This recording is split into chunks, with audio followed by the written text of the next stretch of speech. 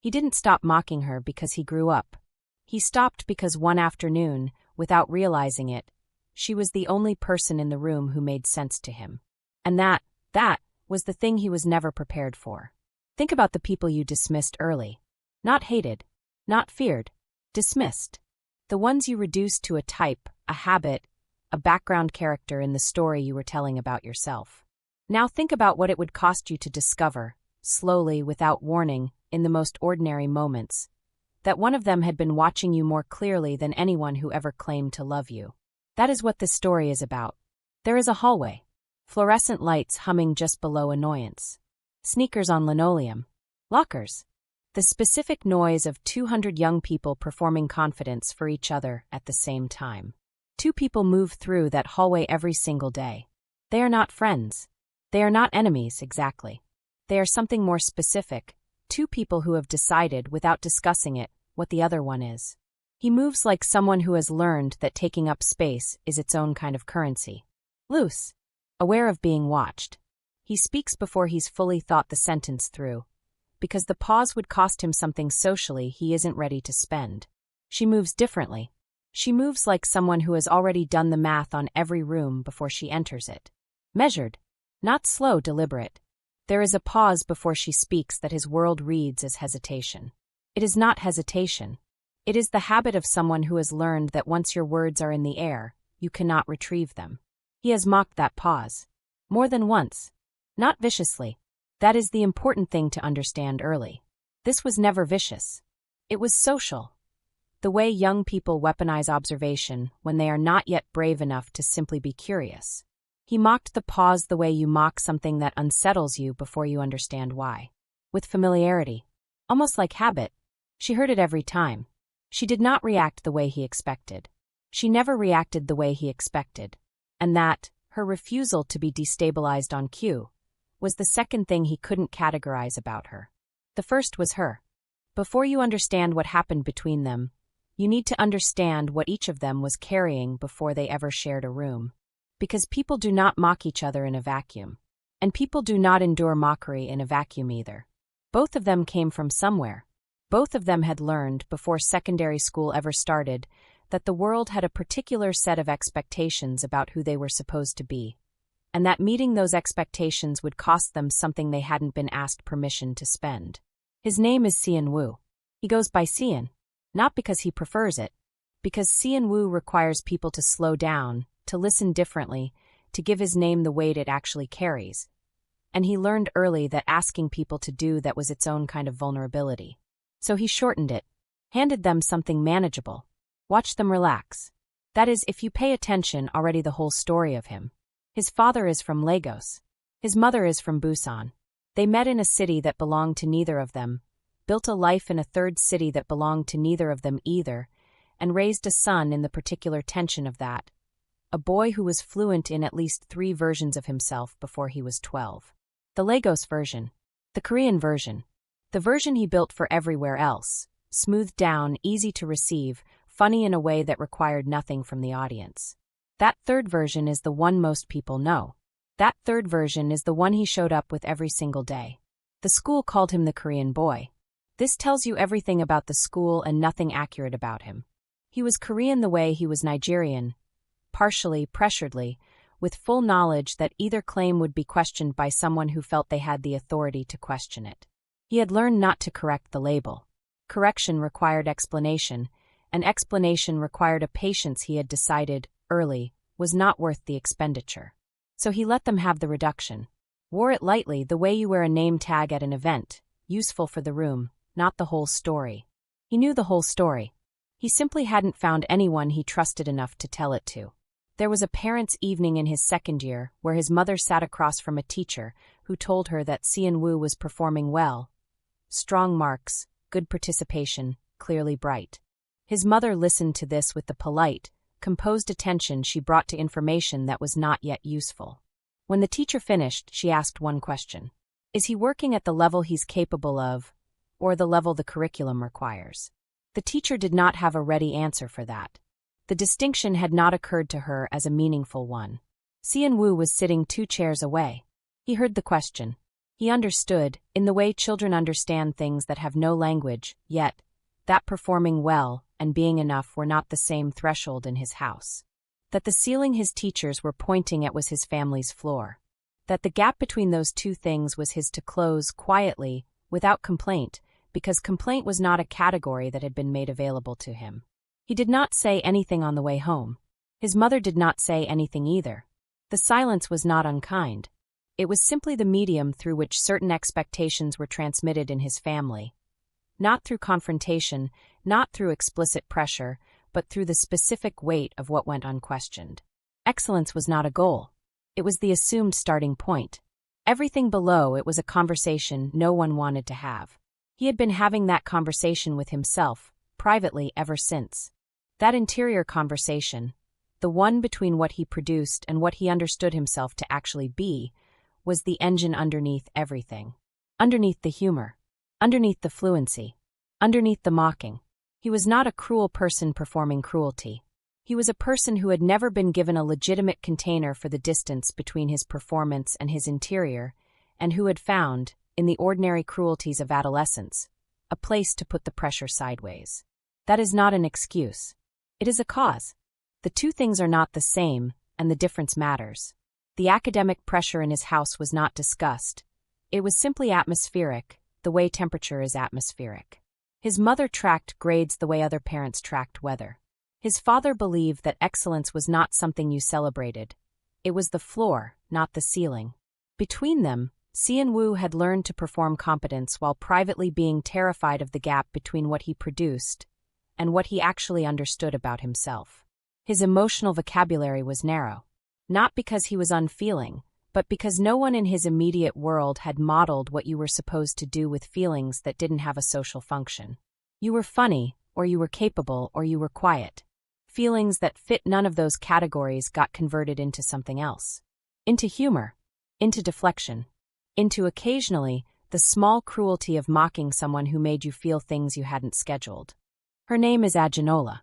She goes by Adu, but only for people who have earned it. Most people don't notice there is a distinction. That tells you something about most people. Her father is a literature professor who speaks in long sentences and believes that every text is a conversation across time. Her mother is a seamstress who reads voraciously. Not because she was schooled to, but because she found early that books were one of the few places where no one could interrupt her. Aginola grew up between those two energies. Her father's belief that language was the primary human technology, and her mother's quiet, absolute certainty that understanding something deeply did not require you to announce it. She is brilliant. This is not a compliment being offered carelessly.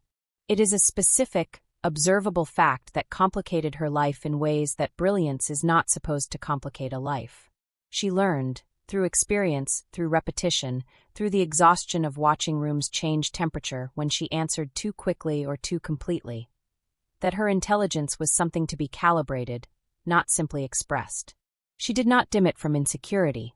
That is the crucial misreading most people made about her, and it is the misreading Xian-Wu made loudest. She dimmed it the way you dim your headlights when you see another driver coming. Not because the light isn't real, not because you're ashamed of it, but because you have learned that full brightness in the wrong direction causes accidents. She didn't perform confidence. She had simply learned when it was safe to stop performing uncertainty. Those are not the same thing. Most people never learn the difference. What she thought of him, if she thought of him at all in those early years, was not hatred. Hatred would have required more investment than he'd earned. What she felt was something closer to recognition of a type. She had encountered versions of him before. The ones who needed an audience.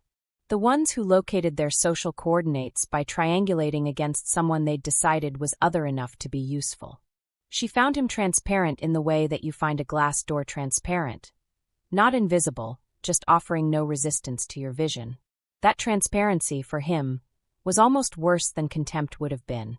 Because you cannot perform for someone who sees through the performance without appearing to try.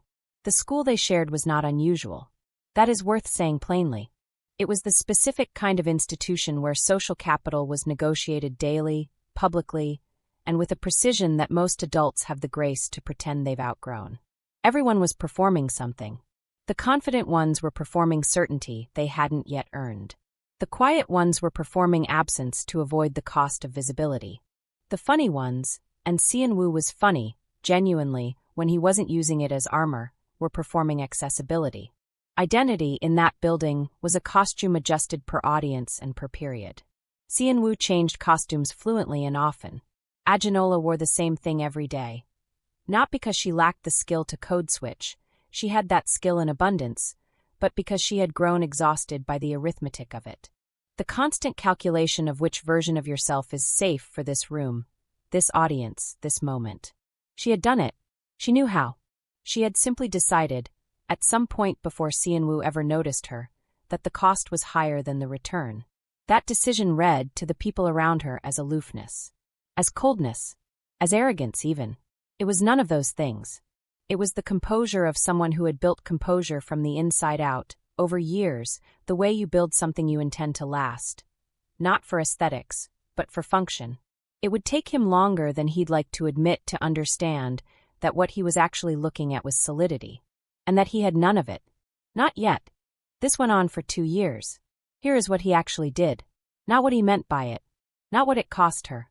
Just what he did. Because the facts, laid plainly, are already more revealing than any interpretation. There was a French class. 2nd year.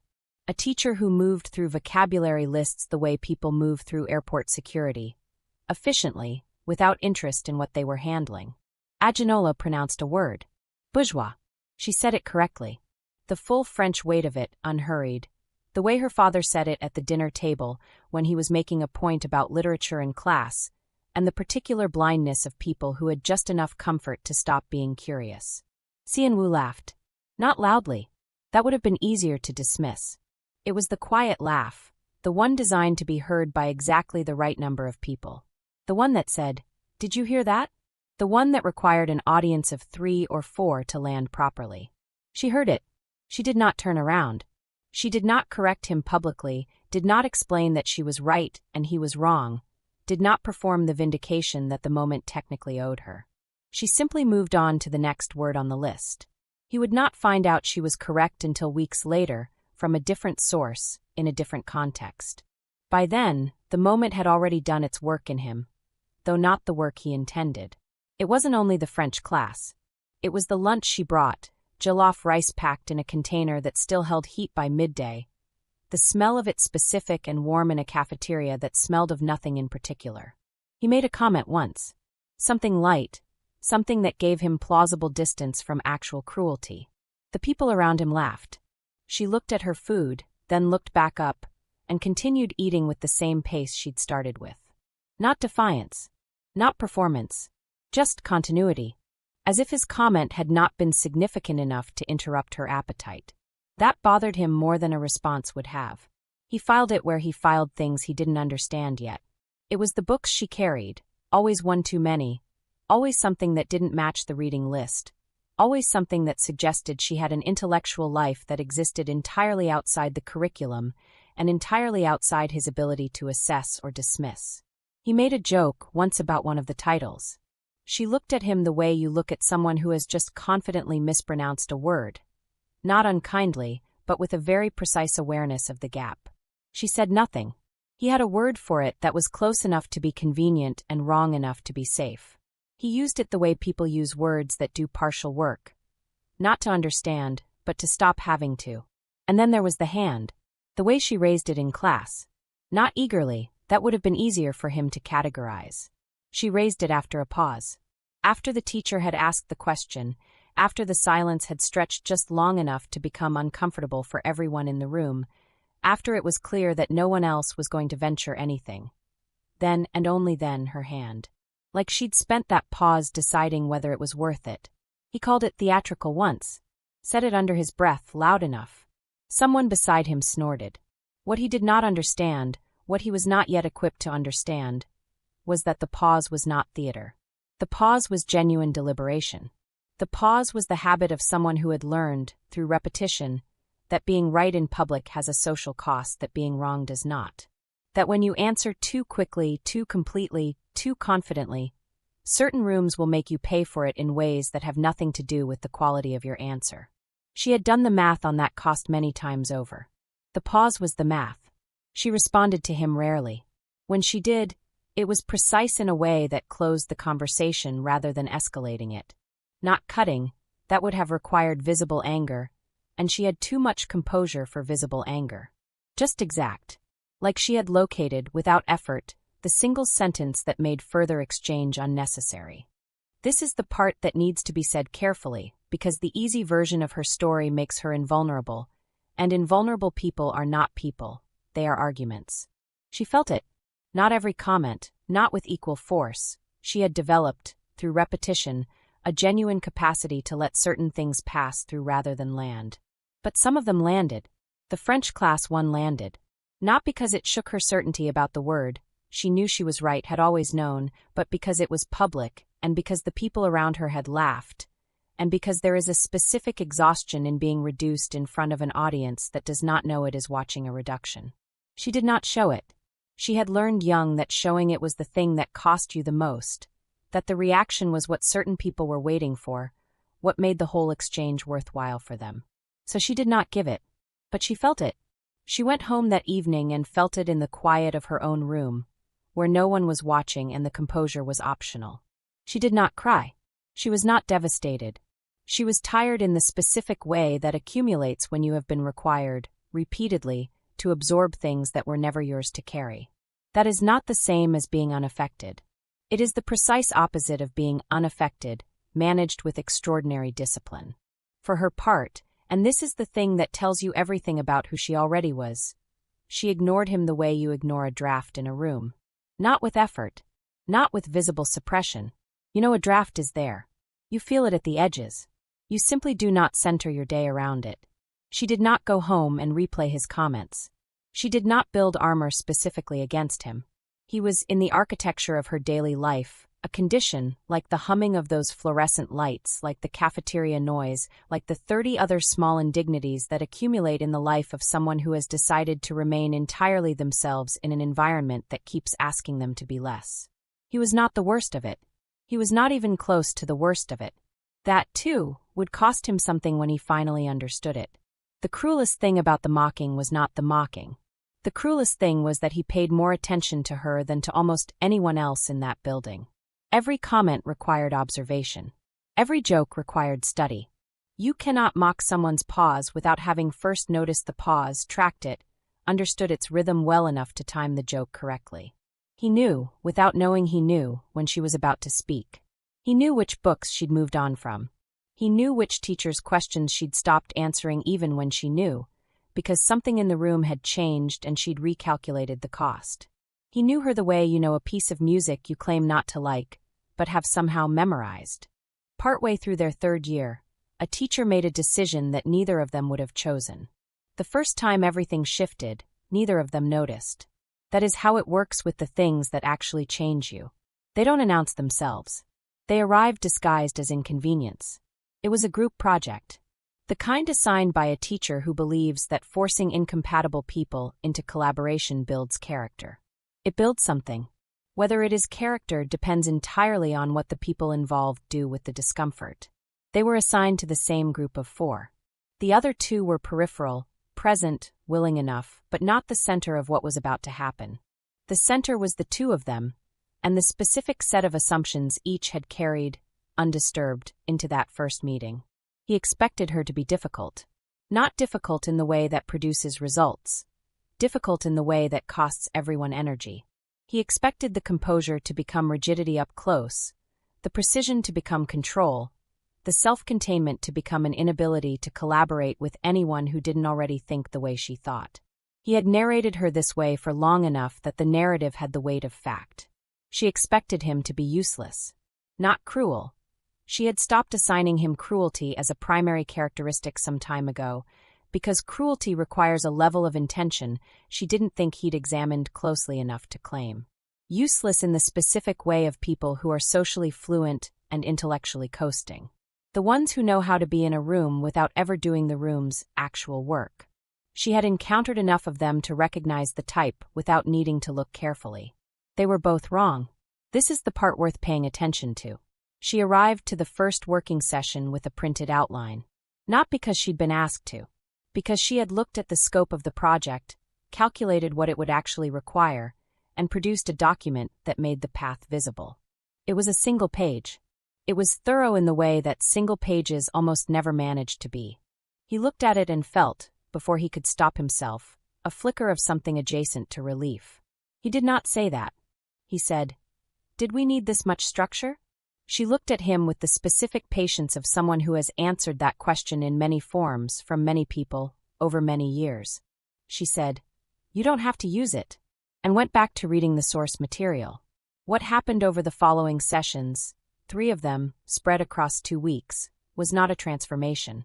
Transformation implies something dramatic, a before and after with a clear line between them. This was quieter than that. This was the slow, uncomfortable process of 2 people discovering that their assumptions had been load-bearing, and that the structure built on top of them was now slightly unstable. She was organized in a way that did not perform organization.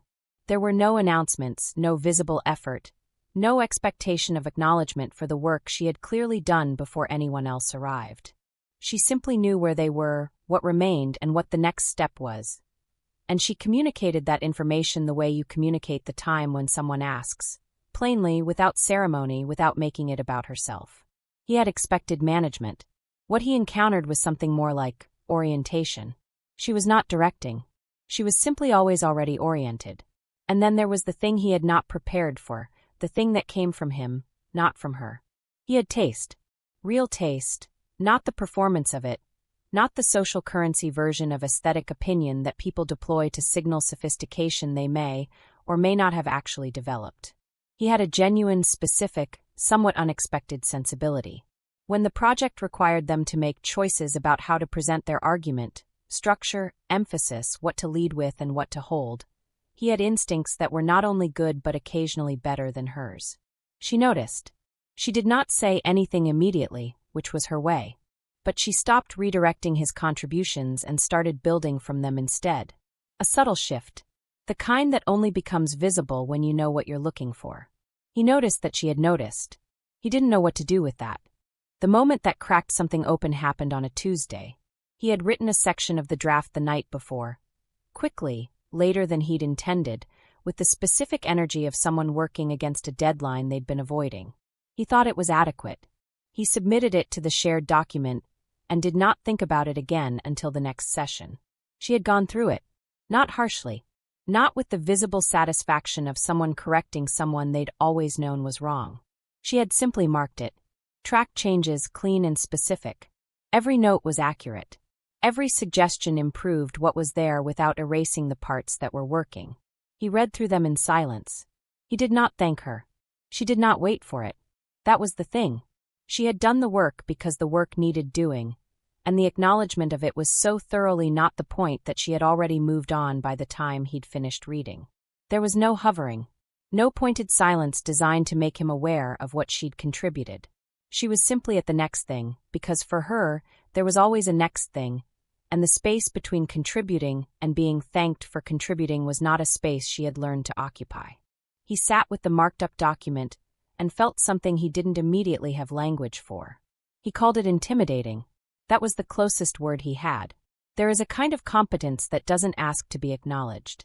He had never encountered it before in someone his age. He had encountered performance. He had encountered the very sophisticated performance of not performing. He had encountered people who were good at things and needed you to know it, needed the knowing to be part of the transaction. She needed nothing from him. That was not coldness. He was beginning, slowly and without wanting to understand that. It was something that had no efficient name in the vocabulary he'd built so far. What he felt in the presence of it, sitting across from her in that ordinary room, reading corrections that were simply, inarguably right, was not comfort. It was the unease of realizing that someone you had already decided about has turned out to be something your decision did not account for. He was irritated. That was the word he used to himself on the walk home. Irritated. It was not the right word. He would not find the right word for a long time. But it was the first time the word he'd been using, arrogant, felt slightly too small for what he was actually observing. And that, quiet as it was the fracture. The project ran for 3 weeks. What it left behind outlasted the grade. The most dangerous thing that can happen between 2 people is not conflict. Conflict has edges. You can locate it, manage it, walk away from it with your original understanding of yourself intact. The dangerous thing is proximity. Proximity without the structure of opposition. Proximity that has no name yet, no category, no social script to follow. Just two people suddenly sharing the same air without the usual reasons to keep their distance. That is what happened next. The project ended. The formal reason for them to occupy the same space dissolved, and what remained, what neither of them had anticipated remaining, was a kind of mutual awareness that the opposition had previously organized. When you spend enough time defining yourself against something, and then the something changes, the definition has to change too. He had no replacement framework. She, for her part, had not expected to need one. They were not friends. They were not adversaries exactly anymore either.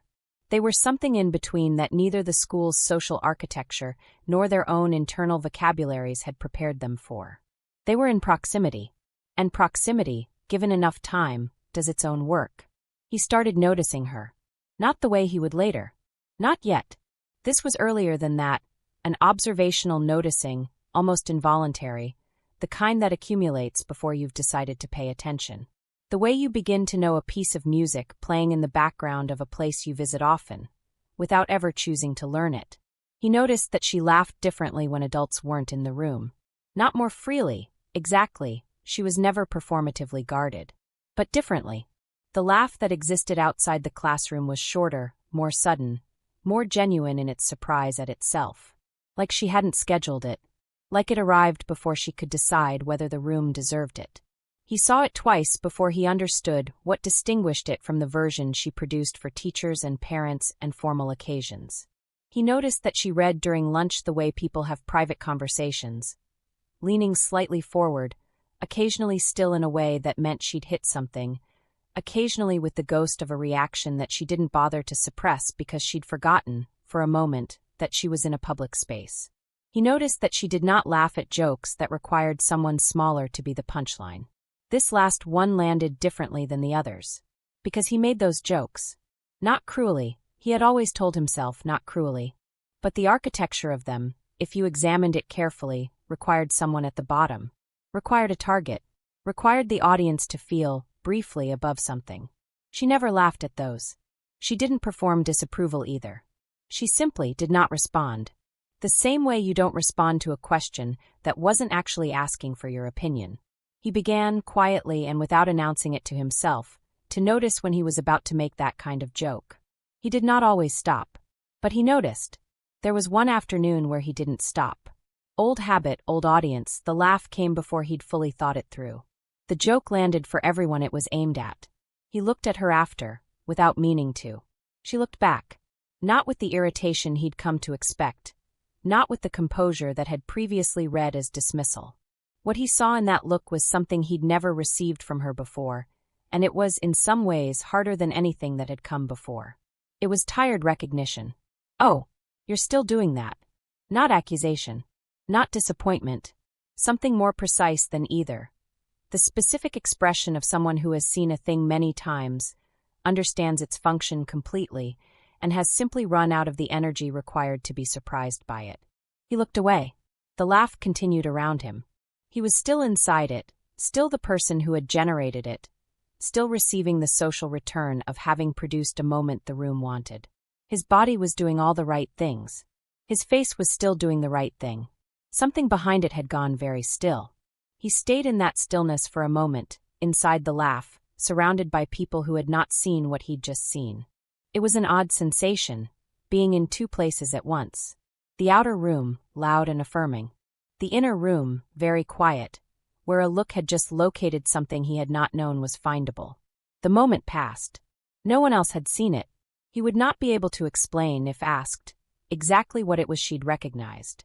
He only knew that it was accurate, and that accuracy in that instant had felt less like judgment and more like being handed a mirror by someone who had been holding it patiently for a long time. She, for her part, was doing something she had not decided to do. She was giving him more bandwidth. Not warmth. Warmth was a different thing. Warmth required a foundation she had not yet seen evidence for. But bandwidth. The subtle expansion of tolerance that happens when someone has surprised you enough times that your original assessment starts to feel like a draft rather than a final document. He had surprised her during the project. Not dramatically, but the taste was real, the instincts were real, and there had been a moment, one specific moment, where he had said something about the argument they were building that was not only good but that she hadn't seen, and she had looked at him with the involuntary attention you give to something that exceeds your expectations of it. She had returned to her default afterward, but the bandwidth had quietly expanded. She was not interested in him. She was not warming to him. She was simply no longer spending the same energy on the default distance. The maintenance cost of active disregard had gone up, and she was, above all things, precise about what she spent her energy on. The afternoon it changed was ordinary in every external detail. After school, the pickup that was supposed to come at past had not come.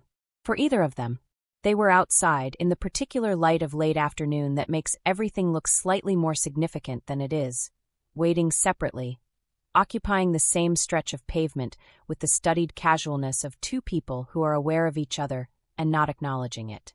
Then one of them spoke. It doesn't matter who went first. What matters is that the first thing said was small, a comment about a film that had come up in class that day, whether it was actually as good as the teacher had implied, or whether the teacher was, as she had occasionally suspected, simply in love with her own enthusiasm for things. They talked about the film first. He said he thought it was genuinely good. She said she thought it was good at wanting to be good, which wasn't the same thing. He looked at her. What's the difference?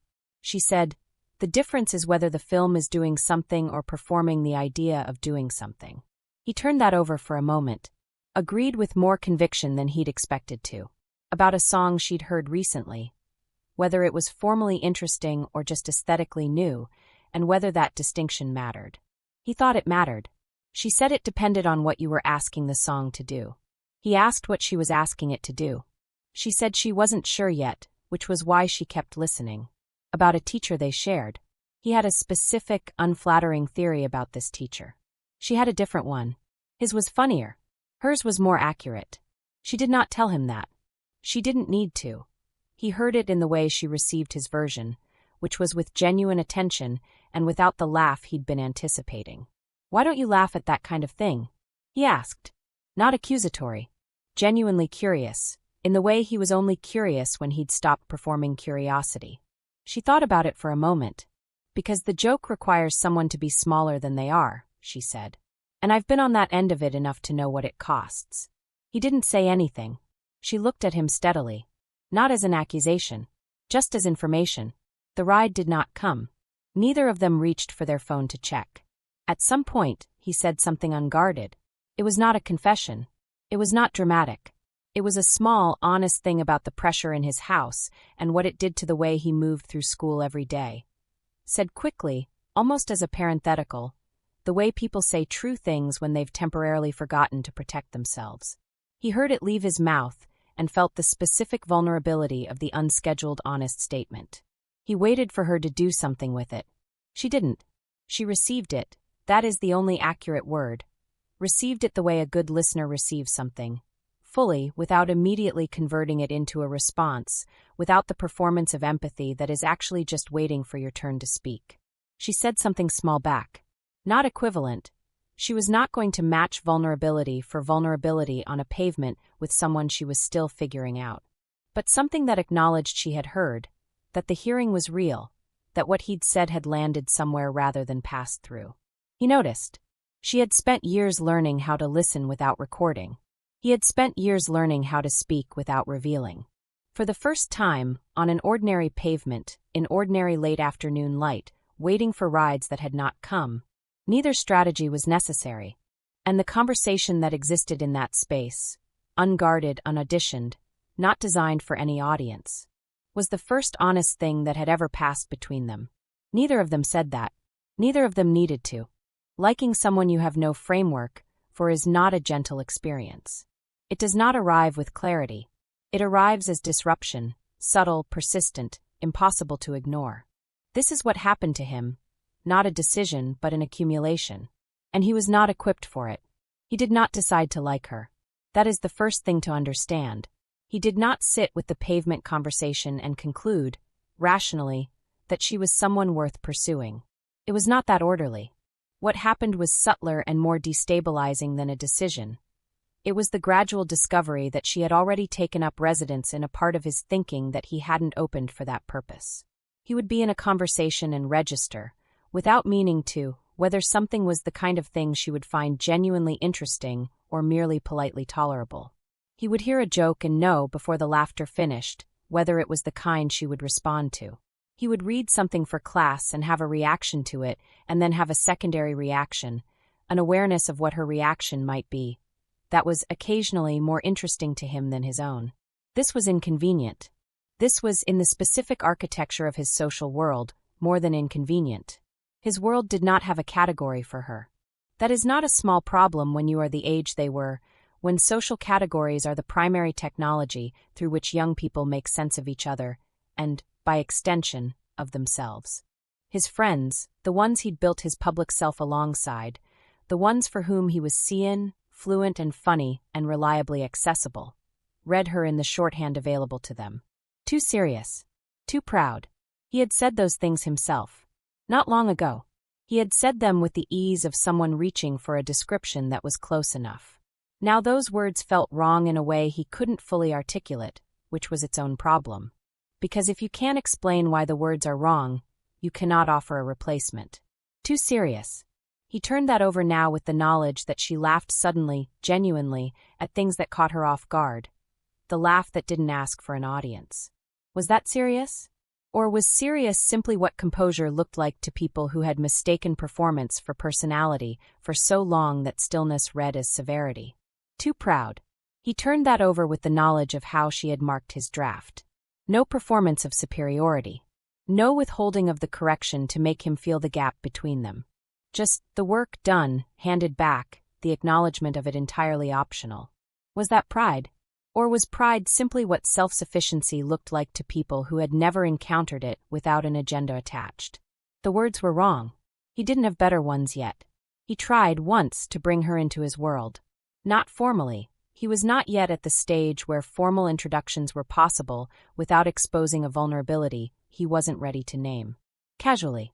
A group gathering, the kind that happened at someone's house on a weekend afternoon, low stakes enough to be deniable if it went badly. She came. He watched the room the way you watch a room when something you care about is inside it, and you haven't yet admitted that you care. She was polite. Genuinely. Not the performance of politeness that masks active disdain, but the real version. The version that comes from someone who extends basic human courtesy as a default because it costs nothing and withdrawing it requires a reason she hadn't been given. She was not transformed. That was the thing. The gathering had a specific atmosphere. A particular register of humor, a set of references, a way of being that required a degree of performance from everyone present, some more than others. Most people in that room had calibrated themselves to it, consciously or not, the way you calibrate to the temperature of a space you've entered.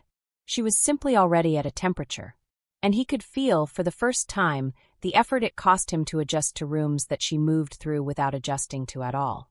He found this, in the same moment, the most attractive thing he had ever observed in a person, and the most frightening. Attractive because it was real. Because in a room full of performance, including his own, she was the only thing that wasn't performing. Frightening because he did not know what it meant about him that he could not do the same. That he was still adjusting. Still calibrating. Still being the version this room had been built around. And it no longer felt like freedom. It felt like furniture.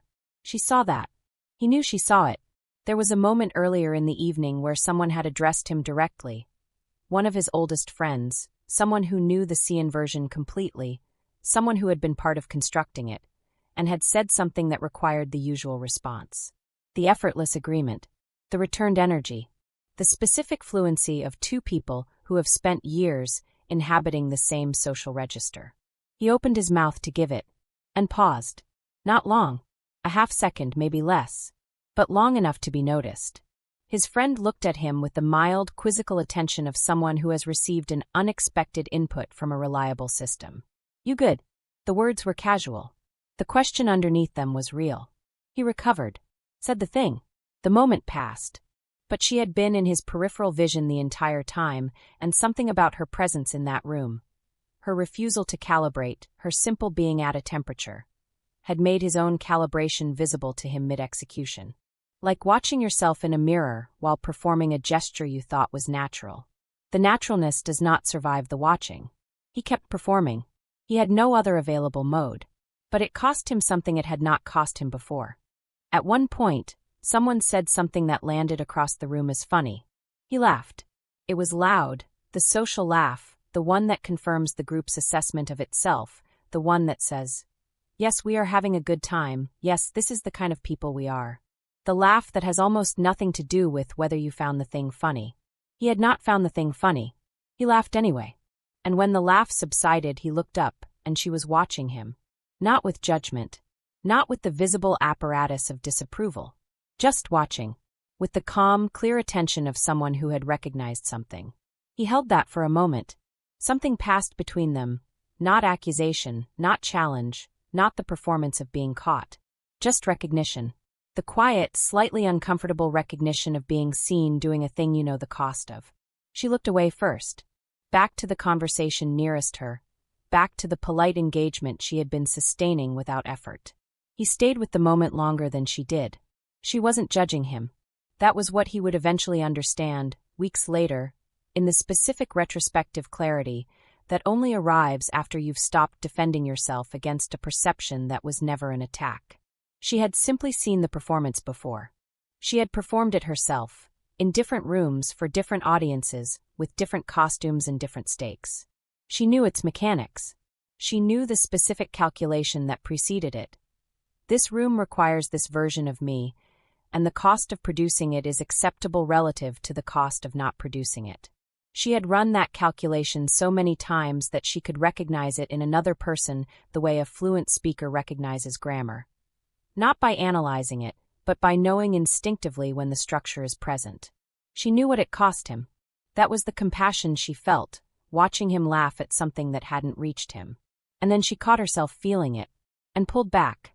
Not all the way. Because compassion, extended toward someone you are still figuring out, is its own kind of risk.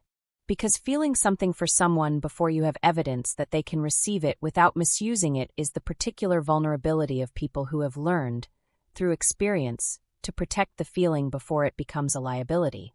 She pulled back, but the compassion remained, just behind the line she'd drawn, just at the edge of what she was willing to show. Present, contained, waiting for evidence that the cost of letting it forward was one she could afford. He didn't know any of that. He only knew that the look she'd given him had not been what he'd expected, and that he was still thinking about it on the way home. Still thinking about it when he should have been doing other things.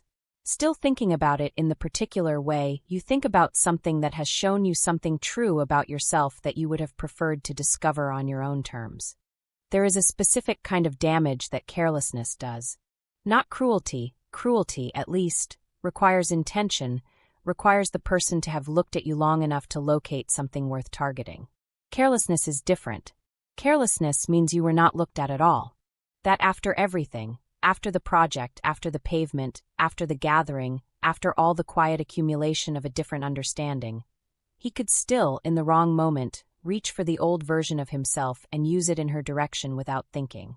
That is what happened, and it was worse than anything that had come before.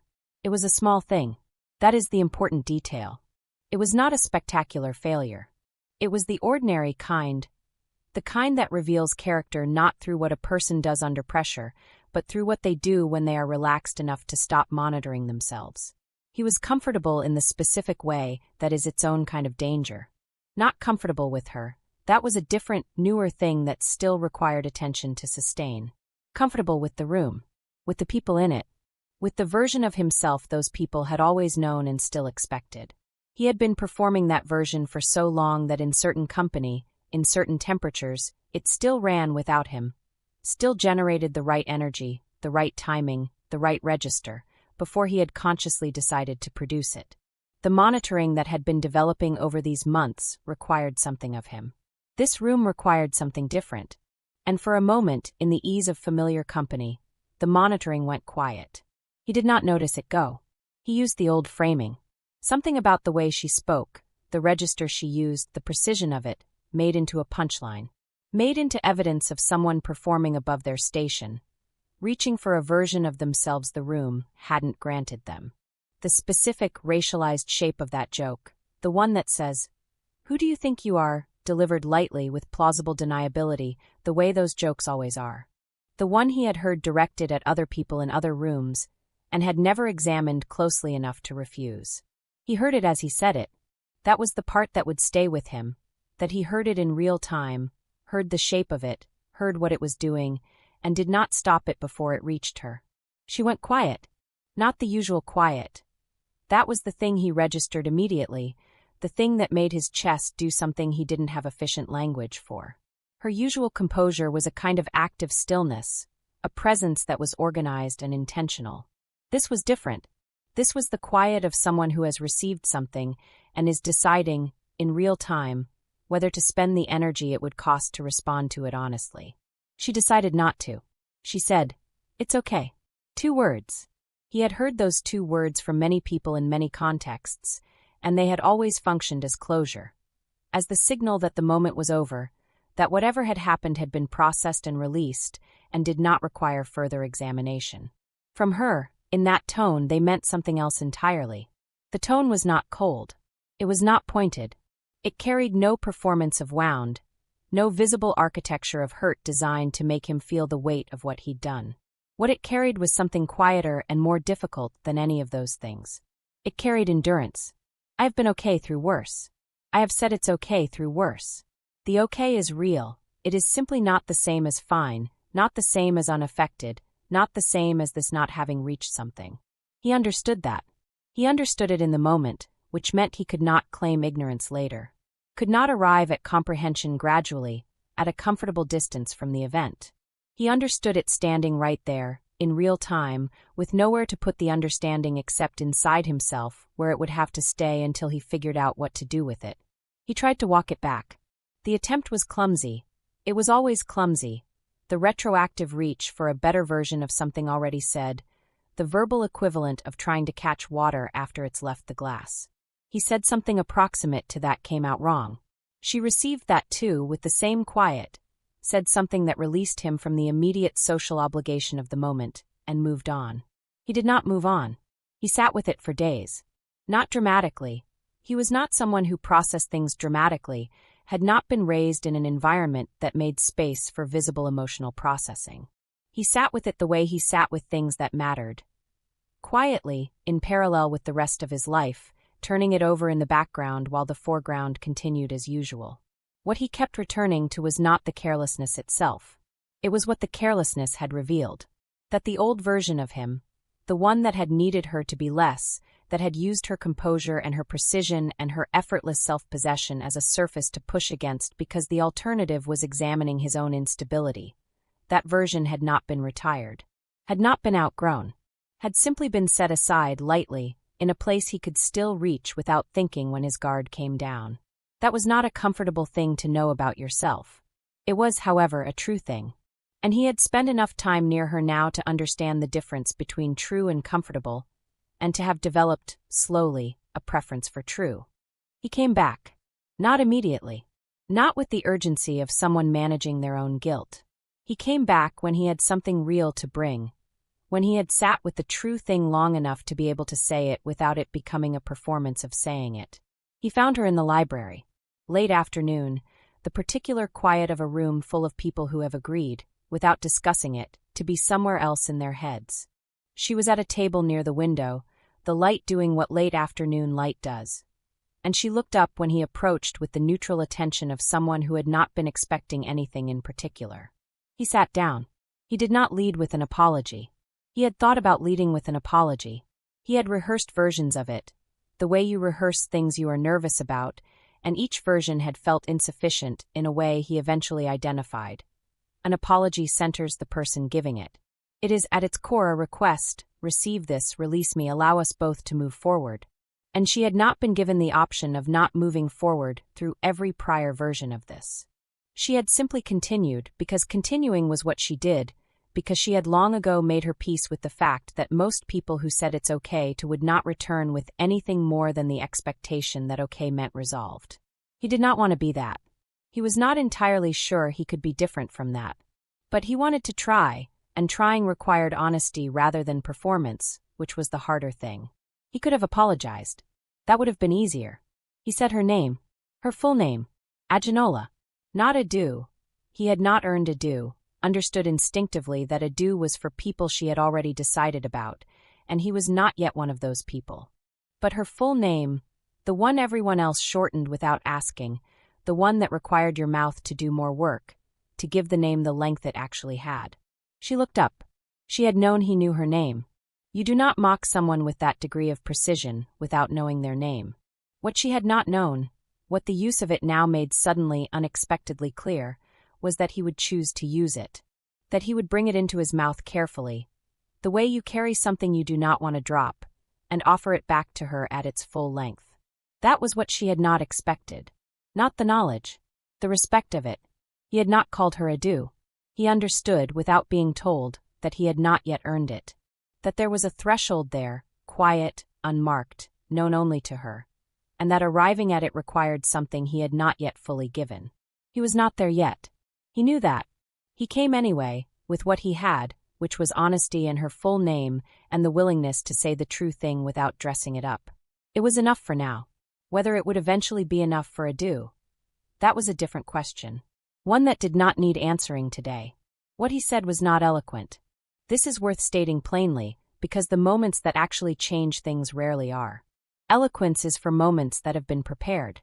This had been prepared only to the extent that he had decided to tell the truth, and the truth, spoken plainly, does not require much ornamentation. He said that the mocking, the years of it, the French class, the lunch, the pause, all of it, had not been about her.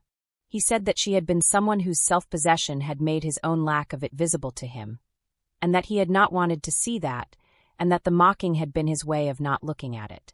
He did not say, "I was wrong about you." He said something more precise than that. He said, "I used you to avoid looking at myself." And he let the sentence stand there. No justification. No softening. And then he stopped.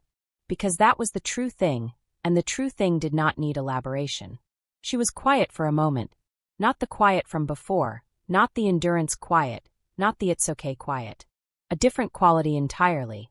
The quiet of someone who has just received something they had not expected, and are deciding not what to do with it, but simply how to be in its presence. She did not tell him it was brave. She did not tell him she forgave him. She did not perform any of the responses that the moment might have socially called for. She looked at him, fully, with the complete, unguarded attention she almost never gave to anything in a public space. And she said something small. Something that acknowledged she had heard. That the hearing had landed. That what he'd said had reached the place he'd intended it to reach, and had not been deflected or minimized or filed under the ongoing account of things she had learned to absorb without reaction. And then the quiet between them settled. Not uncomfortable. Not charged with the anticipation of the next thing. Just still. The specific stillness of two people who are, for the first time, in the same room without anything between them. No performance. No protection. No version of themselves edited for the other's consumption. He had spent years making noise in her direction. This was the first time he had ever simply been present in it. She had spent years maintaining the distance that kept her intact. This was the first time the distance had felt optional. Neither of them moved. Neither of them needed to. That stillness, quiet, unannounced, arrived at through the long and uncomfortable route of honesty, was the thing. Not a kiss. Not a declaration. Just the rare, specific piece of being correctly witnessed by someone who had every reason to look away. And chose not to. That stillness stayed. Not as memory, as something that continued to exist in the hours after, the way a room holds warmth after the source of it has gone. He did not analyze it immediately. He had learned, in these months, to let certain things be present before he tried to name them. The naming could come later. What it was, what it had always been underneath all the years of noise, is what needs to be said now. This is not a story about an apology. Apologies are clean. Apologies have a shape, an offense, a reckoning, a resolution. This is messier than that. This is the story of two people who misread each other for long enough that the misreading became its own kind of intimacy. This is the story of what happens when the person you performed against for years turns out to be the only one whose silence you can actually rest inside. This is about the slow, uncomfortable, deeply inconvenient work of being correctly seen by someone you never gave permission to look that closely. Here is the thing about contempt. Real contempt, the cold, indifferent kind, does not sustain itself over years. What looks like contempt but cannot look away is something else entirely. It is a tension that has not yet found the courage to be what it actually is. Step back from the two of them for a moment. Hold the whole shape of it at a distance and look at what it actually was. A boy who did not know who he was, who had been given 3 versions of himself before he was old enough to choose any of them, who had learned to be palatable before he'd learned to be present, who had located his social coordinates by triangulating against someone whose self-possession exposed, by contrast, his own absence of it. A girl who knew exactly who she was, who had been given the tools to understand herself and the world with unusual clarity, who had learned that this clarity was not always welcome, who had made the pragmatic decision to calibrate her visibility without ever once compromising the thing underneath it. He mocked what he could not categorize. She endured what she had endured before, from people with less self-awareness than she would eventually discover he possessed. And between them, without either of them designing it, something accumulated. Consider what she never did. Through the French class and the lunch and the pause and the years of it, through all of it, she never made herself smaller for him. This is not a small thing. She had made herself smaller in other rooms.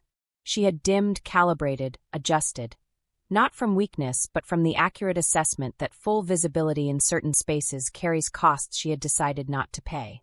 She was not ideologically opposed to self-protection. She practiced it with precision. But not for him. And the question worth sitting with is, why not? The honest answer is that she had, from the beginning, refused to grant him that particular power. That his opinion of her had never reached the place where her opinion of herself lived, had never gotten through the door, had knocked and been noted and been left outside. Not because she was above being affected by cruelty, but because she had looked at him clearly enough, early enough, to understand that his cruelty was not about her. That it was his confusion wearing her as a costume. She could not respect a verdict delivered by someone who had not done the actual examination. So she remained entirely, inconveniently, stubbornly herself. And that refusal, that quiet insistence on remaining legible only to people who had earned the ability to read her, that was what he had been reaching toward, without knowing it, for years. Not her exactly. The possibility she represented.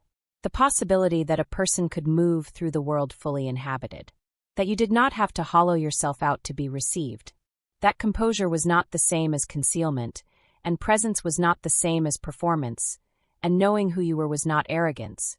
It was simply the completed work of paying attention to yourself honestly. He had not done that work. He had watched her do it, from a careful, mocking distance, for years. And then slowly, without scheduling it, he had begun. There is a particular kind of peace that does not arrive through resolution. It does not come at the end of a conflict, does not settle over things once the difficult conversation is finished and the understanding is reached, and everyone has agreed to move forward. That peace is real, but it is also, in some ways, the easier kind, the kind that has a clear before and after that you can point to and name. The harder kind, the rarer kind, is the peace of presence. The experience of being near someone who does not require a performance from you, who does not need you to be the funny one, or the capable one, or the culturally accessible one, or any of the versions you have learned to produce on demand for rooms that needed something specific from you, who simply receives you. The actual you, the one underneath the versions, the one that has no practiced lines because no one had ever before created the conditions in which it needed to speak. That peace is not dramatic. It does not feel, in the moment, like anything you would write home about. It feels like stillness.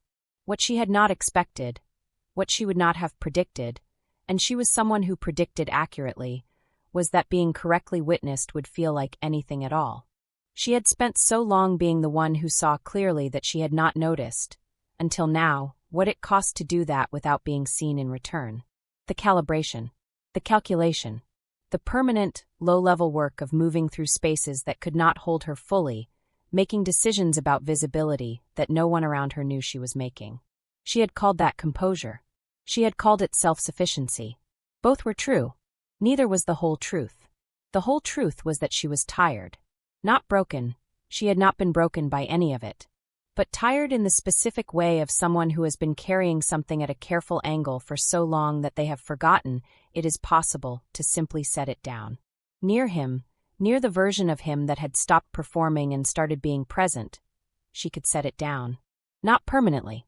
Not with the naive confidence of someone who has found a solution. Just for now. For this particular quality of stillness, in this particular place, with this particular person who had taken the long, uncomfortable route to honesty and arrived somewhere real. That was what she received. Not completion. Not the missing piece of something. Rest. Some people come into your life, and everything becomes slightly more legible, like a signal that had always been there, beneath the interference, finally coming through at the strength it was always transmitting at. He had spent years mistaking her stillness for distance. And once he did, he understood what peace actually was. If this story stayed with you, the comment section is open. What did you see in it that you recognized?